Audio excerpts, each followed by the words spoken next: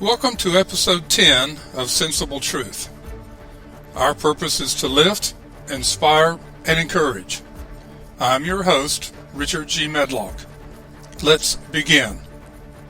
We're going to start our discussion today about reason, purpose, and esteem by talking about rights.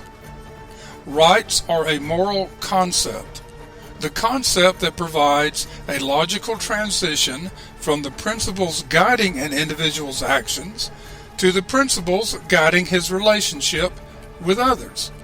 The concept that preserves and protects individual morality in a social context. The link between the moral code of a man and the legal code of a society, between ethics and politics. Individual rights are the means of subordinating society to moral law. So here's what Ayn Rand has to say about virtues. My morality, the morality of reason, is contained in a single axiom. Existence exists, and in a single choice, to live. The rest proceeds from these. To live, man must hold three things as the supreme and ruling values of his life: reason, purpose, self-esteem. Let's talk about reason. Reason as his only tool of knowledge. Reason requires freedom, self-confidence, and self-esteem. It requires the right to think and to act on the guidance of one's thinking, the right to live by one's own independent judgment, and to act on one's own values, morals, and ethics. Reason is a faculty that man must exercise by choice. Thinking is not an automatic function. In any hour and issue of his life, man is free to think or to evade that effort. Let me repeat that. In any hour and issue of his life, man is free to think or to evade that effort. Reason is a man's tool of knowledge, the faculty that enables him to perceive the facts of reality. To act rationally means to act in accordance with the facts of reality. Emotions are not tools of cognition.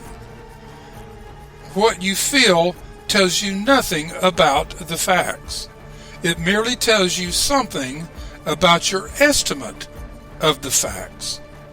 Emotions are the result of your value judgments. They are caused by your basic premises, which you may hold consciously or subconsciously, which may be right or wrong. So reason and emotions, facts, emotions, truth, emotions. Second in this is purpose. Purpose as his choice of the happiness which that tool must proceed to achieve. Ayn Rand says productive work is the central purpose of a rational man's life, the central value that integrates and determines the hierarchy of all his values. Unquote. Purpose is a recognition of the fact that each man has free will, agency as some call it, and must learn how to use his mind to achieve all that is important in his life by his own volitional effort. That's right, effort, action. So now we have reason and purpose. Let's move on to self-esteem. Self-esteem as his inviolate certainty that his mind is competent to think and his person is worthy of happiness, or in other words, is worthy to live. To love is to value. Only a rationally selfish man, a man of self-esteem, is capable of love, because he is the only man capable of holding firm, consistent, uncompromising, unbetrayed values. The man who does not value himself cannot value anything or anyone. Now, Ayn Rand said only a rationally selfish man is capable of love. Well, let's talk about her philosophy of selfishness. It's different than what you and I are thinking right now. It follows as such. Follow reason, not whims. Work hard to achieve a life of purpose and productiveness. Earn genuine self-esteem. Pursue your own happiness as your highest moral aim.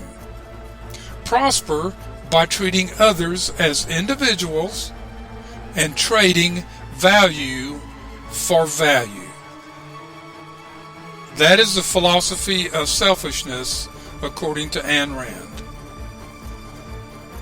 These three values, reason, purpose, self-esteem, imply and require all of man's virtues, and all of his virtues pertain to the relation of existence and consciousness, rationality, independence, integrity, honesty, justice, productiveness, and pride.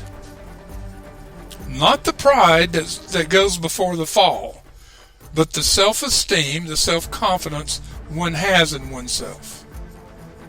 Rand wrote in the Atlas Shrugged appendix, quote, "My philosophy, in essence, is the concept of man as a heroic being with his own happiness as the moral purpose of his life, with productive achievement as his noblest activity, and reason as his only absolute."